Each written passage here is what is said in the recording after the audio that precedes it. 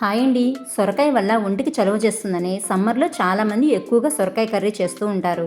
అలా అని రొటీన్గా చేసామనుకోండి ఎవరికైనా బోర్ అనిపిస్తుంది కదా. కాబట్టి సొరకాయతో ఇలా కొత్తగా కర్రీ ట్రై చేయండి. టేస్ట్ సూపర్గా ఉంటుంది. రైస్లోకే కాకుండా చపాతీ పుల్కాల్లో కూడా పర్ఫెక్ట్గా ఉంటుంది. సొరకాయని ఫోర్క్తో గుచ్చి తొక్క తీసేసి తర్వాత ముక్కలు కట్ చేసామనుకోండి సొరకాయ ముక్కలకి లోపల వరకు స్పైసెస్ అన్నీ పోయి మంచి టేస్టీగా ఉంటుంది.